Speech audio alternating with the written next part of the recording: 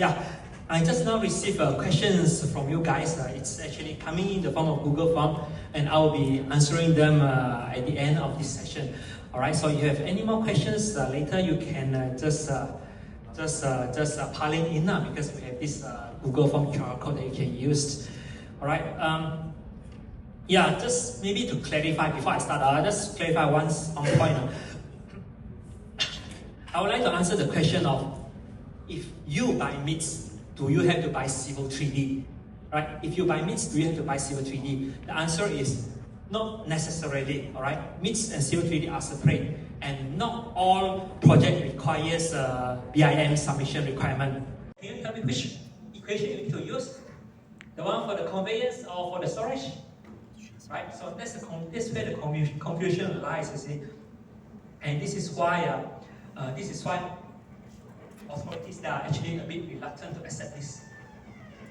Yeah, they are a bit reluctant to accept this. Of course, not all authorities. I know that some of the authorities in Kelantan, in Sabah, in East Malaysia, they do not have any problem with this. Even the authority in Sabah, if I'm not mistaken, or Ballroom, they now start to accept this one due to the advantage of a detention drain, right? But then the thing is that in MSMA too, there is no guideline on detention drain. Yeah, so people just don't know how to proceed, and then authority can be reluctant to accept this precisely for this reason. All right. Okay. Now we talk about this detention drain. We talk about the disadvantage first. Okay. It is not amenable to simplify analysis. We just don't know how to proceed sometimes. And then maybe you find it difficult to understand. How should I categorize it? Like I said, storage of conveyance. It is neither. So why is it? Okay? Why is it? Okay? Right? And then MSMA 2 is not mentioned in this. Right? Not mentioned in this. Yeah, so if you submit it, you don't know whether the authority will accept it or not. Right? But then we have to talk about the advantage of detention drain. First, it is easy to maintain. So this is why some of the authorities, they actually start to favor it. Like from what I know, one case in Klang, if I'm not mistaken, Klang authority, or is it in Sabah? All right, they have this gone through a lot of formulation for this one project, right? Initially, they want to use OSD. But of course, above ground OSD is a no-no, right? I mean, of course, for engineers, doesn't matter. You are not the one who pay for it anyway. But for developers, it is actually taking away the very, very precious land, right? Especially in urban areas. Above ground OSD costs money. Yes, because you are actually taking away the ability to make profit. So no. How about underground OSD? Is that a good idea? Of course, yes. We store our OSD under the house, right? Yeah? Put it under the house, right? Okay, we put it under the road, right? Great, okay, that's great. But here comes the maintenance. Who is the one who do maintenance? The majlis, right? Right? How are they going to go in and maintain? They have to go under your table, your house, literally, to the maintenance. So some authorities, they don't like this. They want to maintain something simple. They don't want to have so much trouble. Hey, suddenly you wake up one day finding that there are noise coming from beneath your floor, and then you find that, oh, this is coming from authority. Then you have a lot of complaints and stuff like that. Yeah, this actually what happens, you see. Authority said, I want something that's easier to maintain. Underground OSD can have this problem, right? And we talk about the OSD under the road. There is one problem that maybe we do not really consider very often. This is the problem of differential settlement, right? Imagine if you have one chainage of road, right? At the start, at the middle, and end, you have this OSD tank, OSD tank, OSD tank. This actually provides extra support to the road, right? What about the chainage where there is no OSD tank? They will settle faster than the one that has the OSD tank, correct or not? Yeah. So what I'm trying to say is that in real life situation, different devices have different usage, right? In some cases, OSD may be the best choice. It's really good. But then other cases, especially when it comes to maintenance, or when the land is scarce or whatever, detention then should be considered. Not to say that it is the must, but it should be considered. And then we need to know how to actually analyze it, right? And then, of course, as developers, I think they will surely love this one. I don't need new structures, won't take away the ability to make money, right? You just have to use existing drain and then make it wider, all right? Use some space, yes, but then not that much space up, okay? All right? And then you don't need dedicated space, you can just reuse the drain side space. And anyway, a lot of majlis actually mandate that you have 1.2 meter wide of drain, right? As a kind of like a main drain, right? So that one, why not consider it as a detention drain capability, all right? So you are actually like optimizing your design, right? And save money for developers, and then ensuring the safe design. Okay, so these are the advantage of detention drain. The disadvantage is that we don't know how to analyze it, and MSMA doesn't have it, right? So one very critical thing that we need to consider is that actually, is there any fundamental physical law that actually prevent detention drain from happening? Right? All these detention drain thing, the kind of drawbacks that we have, is it arisen from the limits of physical law, or is it arisen from the limitation in our imagination or our conception? Yeah? Is it because of a failure of physical law or a failure of our imagination?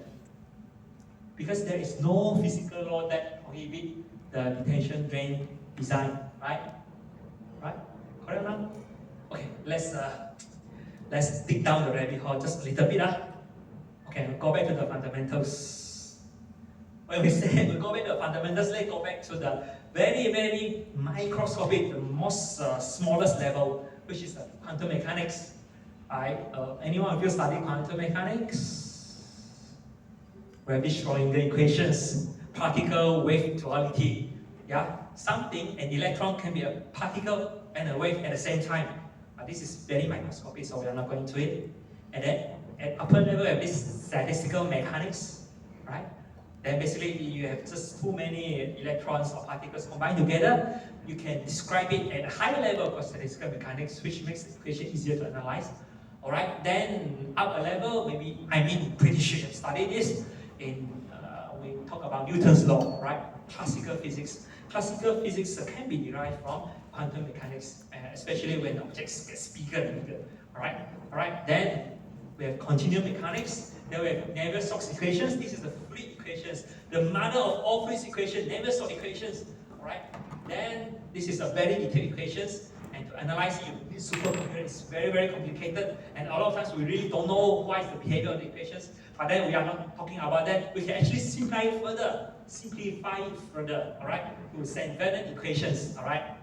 Maybe this part is something that you guys are familiar with. St. Bernard equations. Right. This is where the free simulations are building upon. Right. They don't build on Navier-Stokes equations, and of course they don't build on continuum mechanics or even quantum mechanics. Of course not. They build on St. Bernard equation. They discretize it and they solve the equation time step by time step, one mesh by another mesh. Right. And then if you simplify it further, you get dynamic wave, right? And then you get kinematic wave, right? Dynamic wave is more complicated than the kinematic wave. It can capture all the backflow and stuff like that. But for kinematic wave, you can still further simplify it, and this is where we are at. Yeah, we come to this drain capacity check, the steady state check. You just check the drain capacity against this one single value and check whether the capacity can pass or not. And then another part is the modified pulse equation, which is basically your this pond routing, I would say, right?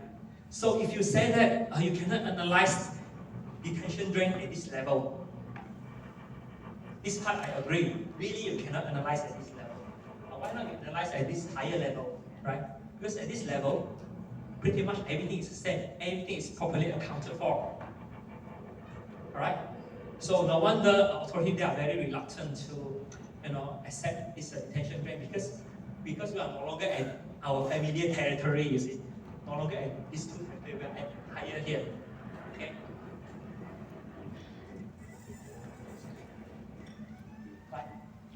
So yeah, this is a fun question. Do we have to go above it? I think I answered the question already all by myself. The answer is there's no need to go above it, right? Even for flood plain simulation, we are also only using St. Bernard equations. Yeah. So anything above is not necessary, okay? It will give you extra accuracy, yes, definitely it will. But then, well, you may take a lot more computational time, which you don't have. Right? So yeah, for our engineering design purpose, for all practical purpose, no need to go above this St. Bernard equations. But unless you are doing cutting edge research, then of course we have to. But we are not doing that here. We are just applying. Okay. So actually, detention drain can actually fit into this paradigm. Okay, comfortably, I would say. All right. Okay. Now, I just want to show you one case study. All right, done by one of our users in Sabah, KK Sabah. All right, he did this actually a very small project, just around 0.1 hectare. All right, it's actually how to say, just a temple, right? A temple, maybe multi-story temples. Then, it's an urban area. You do not have extra space for OSD or pond. Of course, no area for pond. No extra space for OSD also. So he uses detention drain. Okay, so this is how he actually do it, right? Yeah. Okay, right. These are the information. So you can see that it is a 4-story office. All right, and then this is the detention facilities. Just detention drain. All right. Here are the sizes 150, 750, 1200, and this is the width. So this is the layout, right? As you can see, this is his structure, his building structure, and then here are the drains here, right? Okay, so if you want to know where the site is, you can click on this. Let's go see how it looks like after so many years. This is how it looks like. This is the actual site now, okay? Yeah, I'm pretty sure the drains are hidden below all these trees. Oh, so this is how it looks like. Okay, right, this is where it is. So, the case study here is that we actually took the project, after getting his consent, we took the project, we tried to model it in our mystery, right, using stormwater analysis. All right, so he is analyzing using MSMA 1. Right, we are analyzing using MSMA 2. So of course it is not really fully strictly echo-to-echo comparison, but then we still can learn something from it anyway. Okay, all right. So yeah, we have written a blog post on it, a user guide on this, a study on this. So it's actually a very long study. Blah blah blah blah blah blah blah blah blah blah blah blah blah. But I'm going to brief you through the details here.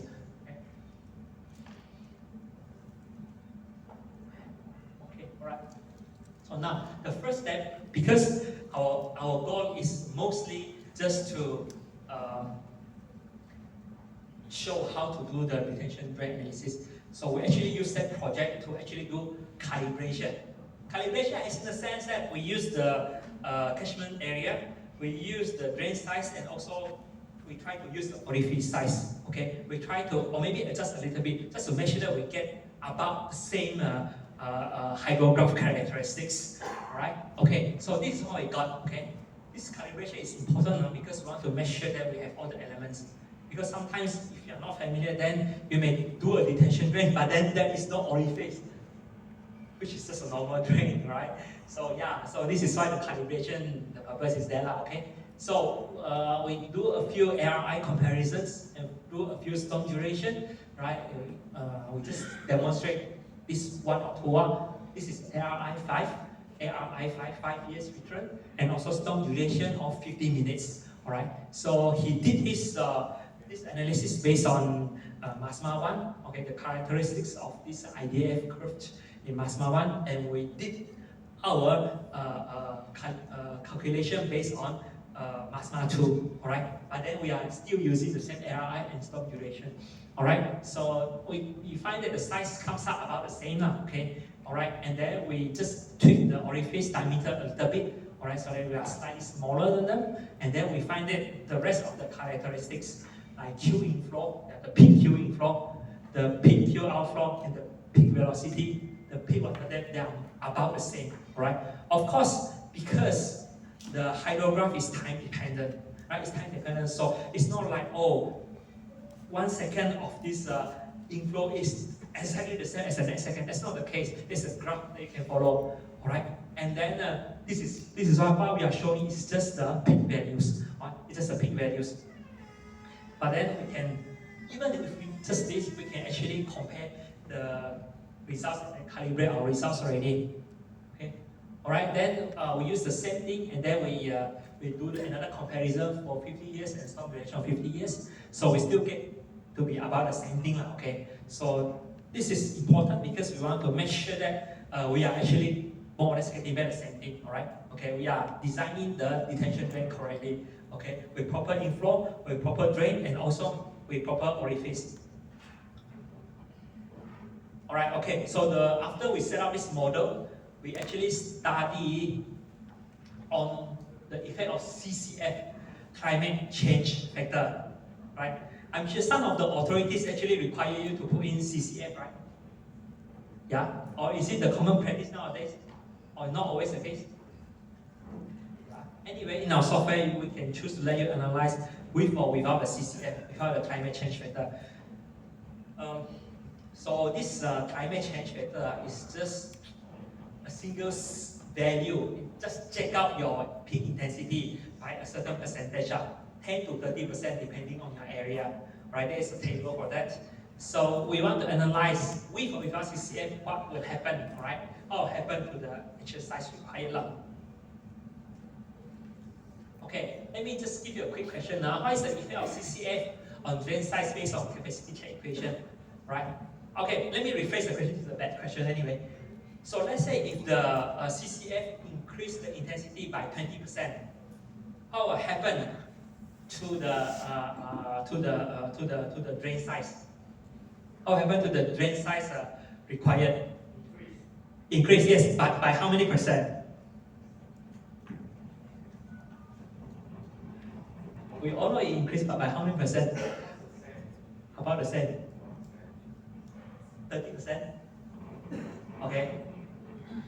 The answer is, if you base on this equation, if the intensity increased by 20%, then it will also increase by 20% for the capacity, and for the required capacity. It's a linear relationship. If your intensity increased by 10%, then the required capacity also increased by 10%. Increased by 50%, the other side also increased by 50%. Very easy, because Q equals to CIA, right? Q is proportional to I. I increased by 20%, Q also increased by 20%. Okay, so this is very easy. But then, if you are doing this kind of simulation, remember that when we are doing detention, we are doing a full simulation of the graph, whereby the water, the inflow is not coming in at the peak inflow immediately. It is not. It is like gradually going up, then reach a maximum, and gradually coming down, right? Then what will happen in this case? Will it still increase linearly? What do you think? Will it still increase linearly? Now that each time step has different flow already, will the thing still increase linearly?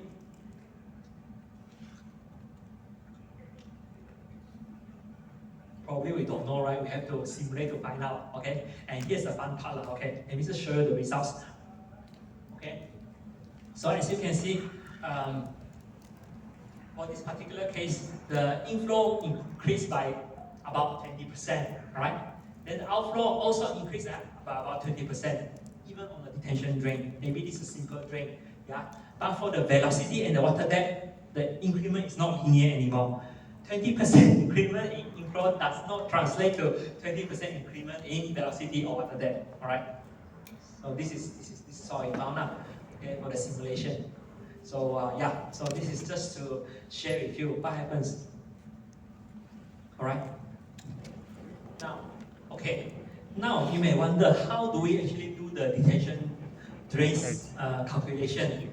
Let's say if we do not have this dynamic routing. All right. Okay. Let's say if we just base on MSMA 2 storage and also the conveyance formula CIA divided by 360. can we actually design detention drain properly? Can we? Some people, some engineers they told me, okay, they are quite creative. They said, okay, why not we do this? Okay, we calculate the maximum water depth that is used by this drain, this is the conveyance part, and on top of that we add the storage depth, the depth required by this storage. All right, can we do that? You get what I mean? Right? You imagine this. Okay, the lowest level is the water that is always flowing. That's the conveyance part. The upper part is happening when you have polyphase and when you are using it as a storage. Right? We just superimpose them up. Right? Okay. But then this is actually not a mathematically sound procedure, I would say. Right? Because these two are now mixed together. Conveyance and storage are now mixed together. Alright, so in the conveyance there are storage. In the storage there are conveyance. So they are mixing together. So if you want to use it like that, you need to actually prove that they are actually linearly related to each other in mathematical terms. Okay? This is just one difficulty. But if there's a Y shape, right? Right? When we analyze the storage unit, the detention drain, we analyze it as a very long piece. And if we do it in that way, then how about it's a Y shape, right? So the waters at the start and at the end may not be the same, right? Okay. And also, more critically, OSD MSMA 2 does not have this water depth for storage. Yeah. In MSMA 2, for storage, everything is just a table. They give you all the inflow, the sizes. That's it. They give you everything. They do not require to do any simulation. So if you want to mix them, I would say, how can I put it? I would say that, well, people are going to have questions on it, I would say. Okay? People are going to have questions on it. So this is what I mean now, okay? So you just add the peak flow part and you use this module in the MSMA 2 module to actually do it. But then, like I said, we have all these difficulties here. All these difficulties here. So, and then, nonetheless, we still carry on with this calculation now, okay? Just for the comparison purpose, all right? What you can do with existing thing and then try to apply ingenuity, and then what you can do when you actually properly analyze it in mystery, all right? So this is our findings. Where am I? Okay, these are our findings. Okay, so we find that, okay, we just compare the last drain because it's a long thing. Okay, we just compare the last drain. We find that even though the inflow is about the same, and the outflow, if you look at the MSMA module, it only differs by a little, okay? Then what happens is that the size of the detention drain size is actually very big, right? So it's like the dimension is between 450 times 400 versus 1,200 times 2,000. I don't know any of the clients who actually want this kind of size or not. Okay, but then this is what you get if you try to match together the OSD method or this detention drain routing purely by this storage method and also this conveyance. If you try to have this hybrid, this is what you'll get. All right. Yeah. So it's actually, I would say, not feasible. I would say. Yeah. So which is why we need to use this proper dynamic writing in MIS tree to do the analysis, okay? So that we can analyze everything at one go, yeah? Because you are now, like I said, remember, operating at a higher level here. Yeah? We are no longer operating at this level. We try to hack them, try to make them work together. It's very hard to go anywhere. We try to analyze at this level. Alright, then everything starts to fit in seamlessly and correctly and in a very, very economical way, right?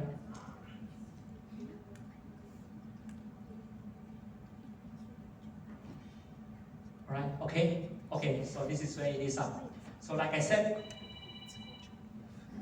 is it the time to go on now? Okay, let me just try to brush on. Okay, so like I said, physical laws apply all the same to everyone and everything. Yeah, it's a fair thing, right? If you jump from 50 stories high, it is no different if I I jump from this story high, it's all the same, the end results. Similarly, when the water flows, it flows all the same, whether it is inside the drain, or inside the pond, or inside your OSD, or inside your detention drain. It follows all the same physical law, right? Which is the St. Bernard equations, alright? It can be used for all. So I would like to put it to you that based on these two premises, I would like to put it to you that it follows that, mathematically follows that, a properly analyzed detention drain is just as valid as a properly analyzed pond and a properly analyzed drain. Agree with that statement? Agree. Okay, thank you so very much. Thank you. Yeah. Yes.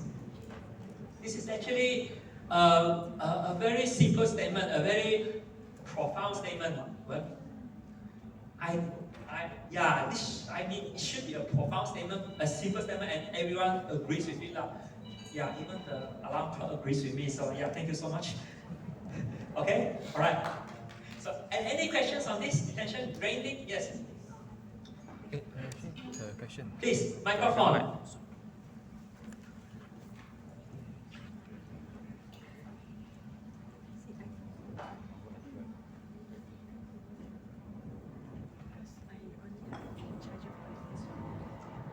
Good afternoon. Yep. I wish to check with you Yep. whether we can control the outflow, because in Sarawak we have to implement 30% less of Q3 for flood pond area, and then we have a overflow channel, and then they control the size, so we have to follow the depth of the secondary overflow channel is 200 mm. Previously it's 150, now it's 200. So whether MiTS can control both sizes of this outlet. Thank you. Okay. You mean the outlet, you want to pick an outlet such that the water depth is less than 200? That's what you are saying, is it? We have on top of the max water level, we have overflow rectangular overflow hole. Where Yes, is it? orifice. So they want to control the size there. So whether MiTS can control the size there, Yes. and also whether is it the outflow automatic calculated, or can we adjust, because it's a requirement to be 30% less than Q3 for flood pond area. Okay, so basically what you are describing is weir, right? W-E-I-R. This is a weir. Okay, so basically what happens for the discharge peak control,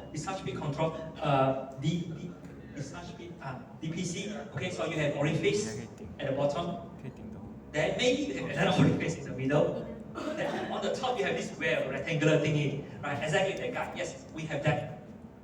Yes. Right. So yeah, you can actually model that in MiTS also. Even we actually have that in this MiTS 2. Yeah, MiTS 2 for the pond we have all these elements, but in MiTS 3 for this storm sink we also have it. All right. So yeah, any more questions? Yes.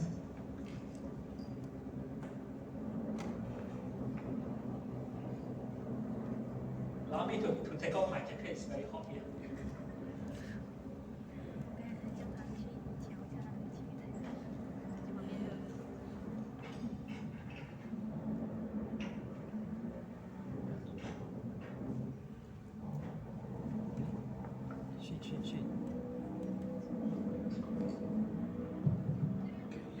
Yeah, my name is Engineer Theo here. Can you go second last slide? Yes.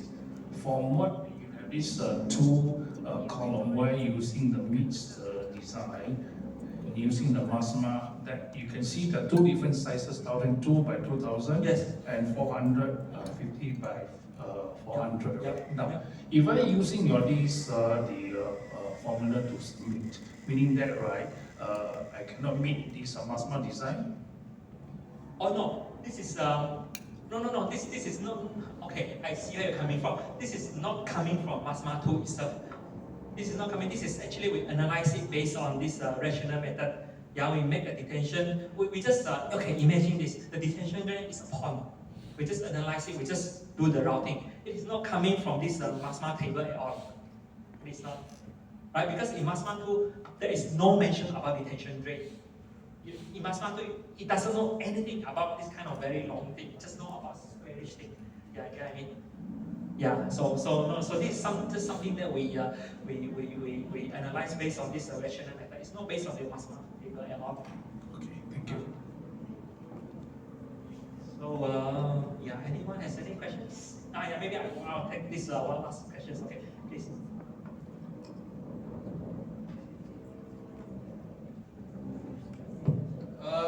This detention drain, from your experience or from what you think, will it be acceptable by JPS? Okay, yeah, I know some authority they don't accept it, but I also know some authority they actually accept it. Like what I mentioned just now, there is this one case told by this consulting engineer. I think it's Klang or Ulu Langat. Previously, they did not accept it. They did not accept it because of all the reasons I outlined. Because as a consultant, they don't know how to analyze it. They confuse between conveyance and storage. But then now, after a while, they said, this is a good idea because it's good for maintenance. So I think I would say it's actually very authority dependent, and which is why MSMA, they don't take side, they just don't say anything. They leave it out to your local authority to handle.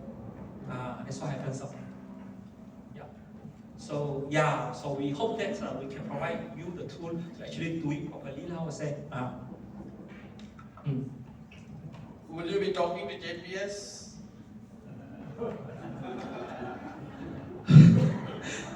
Good idea, Brian. Okay, we need to talk to JPS about that. Yes, I hope that they attend. Actually, I was hoping that they attend this training. You see, this seminar. You see. Really, this is actually a godsend thingy. When everything fails, it's really a godsend thingy. Yeah, to make everyone happy, correct or not? So probably if they are not here, we have to go to talk to them at a separate time now. I would say. Yeah. Okay. So yeah. Okay. There's one more question. Sorry. Yeah. This is really the last question as far as this thing. Afterwards, we still have some more things to go through. Yeah. Yep. Okay. We also have experience of this detention drain that some authority accept, some authority not accept. So what your opinion on that? Whether is it okay or not that we can convince this? If we have to convince this GPS, how are we going to tell them that, what is your lecturings? You mean how are we going to convince the JPS on Yes, this? because some from this authority they say yes, some say no. Yep. So we also confused as a consultant engineers. So how are we going to convince the authority? Or what's your opinion? Maybe Okay. share some of your opinion. Let's say if I'm the consulting engineer, what I would do is that I will go to the authority, at least show that I understand the issues. Okay, maybe your concern is that we cannot differentiate between conveyance and storage. But then I show that I understand this fine. Okay, we can analyze it correctly, like how we are analyzing this here. Okay, and then, okay, this is, I think it's very important. We can say that, okay, other authorities that are accepting it, and then in the overseas country, right? These are actually a norm, right? Actually, we build all these things not by our own ingenuity. The engine is coming from Ipaswing, right? This is something that is there for like, billions of years, right? So people are actually using it, people are accepting it. So if they choose not to accept it, there's nothing we can do, correct or not? But then we can at least make an intelligent case up by showing them that, okay, we understand what is going on. We're actually taking your consideration into our consideration. Okay, we know that we have to analyze it properly and stuff like that. And this is the result that we got. I think that's pretty much the best we can do. Okay. Okay. All right. So, okay, I need to move on. I'm really sorry for that. Okay. Now, this is another thing, series of ponds and drains. This is someone, we have been talking about this also. Like I said, this series of drains and ponds are actually coming from the very same technology that the detention drain uses. Right? Everything is analyzed using the same technique, same engine, everything the same. So if you can accept this guy, there's no reason why you cannot accept detention drain. Anyway, but this is our model here. All right, we have 2 ponds, and then as you can see, we have our catchment growing and flowing into different branches of drains, blah blah and so on. Okay, right now, the important thing that I want to bring across this one, okay, in the past we analyze it manually, okay, again, right? Drain analysis, we use this static peak flow analysis. Pond analysis, we use this modified cost equation. All right, this is the MSMA tool. All right. Now the issue lies with this one. This particular interlink, the middle drain. How to even analyze it? Let's say if we cannot analyze it as a whole system, then we can only take the peak flow, right? Use the CIA equations to design for it, all right? To design for it. But then there are difficulties in it. Difficulties as in the sense that it will be an over-design, because sometimes the minor and the major things, when they discharge, they all discharge into the same thing, right? And then you have this one, this particular catchment also, which contributes flow, right? And then if you have to analyze it as a static thing, then you can only take the maximum peak flow, which will result in over-design. Which will result in over-design. Because why?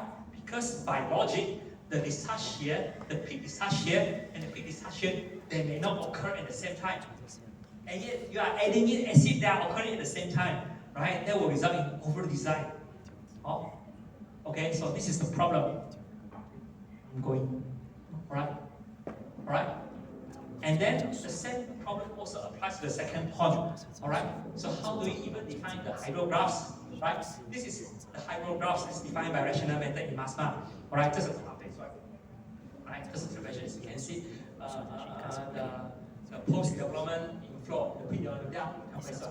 But then when it comes to the one that we have on the second drain, right?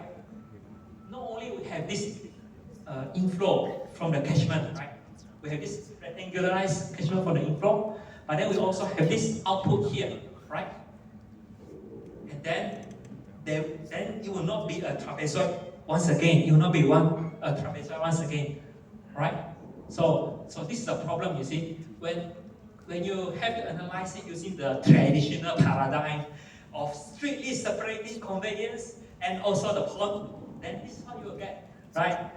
You do not consider what you call the out of phase thingy, right? The peak can occur at different time, but you are adding them together as if they are occurring at the very same time, right? So this is just one example, okay? You see, for the first hydrographs, the peak occurs at less than 5 seconds, for example, and for a second hydrographs, maybe it's coming from catchment, it is occurring at 11 seconds, right?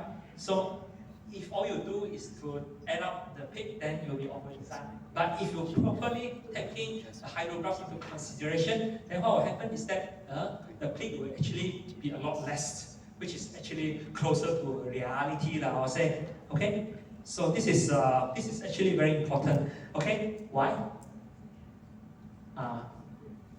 Because for this dynamic routing that we are using, okay, we are actually doing an accurate simulation of what is going on. Yeah, it is comprehensive, right? Properly consider the phrases like I said just now, and it is robust, right? Regardless of what you throw at it, whether it is pond, drain or pond, drain, pond, drain, whatever, then it can handle them well, okay? You can put your orifice and everything is handling very well. And then it can handle all the boundary conditions properly, like backwater, tidal effect, or even fixed depth and stuff like that, right? So this is the direction that our MiTS tree is going into, all right? The direction that our MiTS tree is going into. And for this, we actually did a study on this now, okay? I just picked a few important results here. Okay, so for the interconnecting drain for this particular setup, all right, as you can see, we have this flow and velocity graph. It is actually very time dependent, time varying. And even in some cases, the flow is negative, which means it's a backflow thing, right? Because why? This is the artifact of how we set up the whole system, all right? Because the way we set up is that we set the drain to be higher than the invert level of the first pond. Can you imagine? You have first pond, and you have the drain, but then it's elevated. So when the water comes in, if the first pond is not being fully filled, then it will actually go back to the first pond. And then we can capture this effect. But you cannot do the same for this static analysis, right? So we can have accurate simulations, that's the idea, right? The same also goes for this hydraulics of second pond. So, okay, so here I think the effect is more pronounced. I want to highlight just one thing because I think, how much I have now? Okay, let me just rush it, go through quickly. Okay, so here, as you can see, if we consider it in the old way, then what happens is that the flow is like 0.9 meter cube per second. Alright, but let's say if we analyze it properly with all the time lag factors properly accounted for, then we find that the flow to the second pond is actually less, like only 0.4 meter cube, right? 400 meters per second. So this is the kind of things that will happen. If you do not consider the phase properly, then you will be like vastly over designing, alright? Because the inflow is being increased, alright? So this is just basically the summary. Let's say if you analyze it using the manual approach, then you will find that your drain size is a lot bigger, right? Then the peak flow is also a lot bigger, right? Which results in over-conservative design, okay? Right? So again, this is the summary for the ponds. All right. So as you can see, the difference is very vast, all right? The difference is actually very vast. Like for example, if we just based on the manual calculation, like for the second pond, it's like 1,800 the pond area, but the optimal size it can be made as small as 300. Yeah, it can be made to be very small. All right. Okay. So this is how it is. Okay, just one more thing I highlight before I move on to the Q&A. All right. Yeah. So you might say, okay, with all this is how do I know whether your result is correct or not? I think a recurring theme of this thing is that we want to know whether the result is correct or not. So we actually did a lot of benchmark. Okay, we find that the stormwater results, the one that we have in this tree, actually reduced to MSMA in the limiting cases. If everything is controlled properly, then what we get from this our simulation engine is the same as your manual calculation in your MSMA result. Okay, we put the link here so you can go back and read that. And also we find that, let's say if under certain limiting cases, all right, so all the water depth and the peak flow, they are actually the same as your drain capacity check under limiting cases. Okay, and also finally, if we export everything to EPA suite and you run it in EPA suite, they also agree, right? They also agree. Yeah.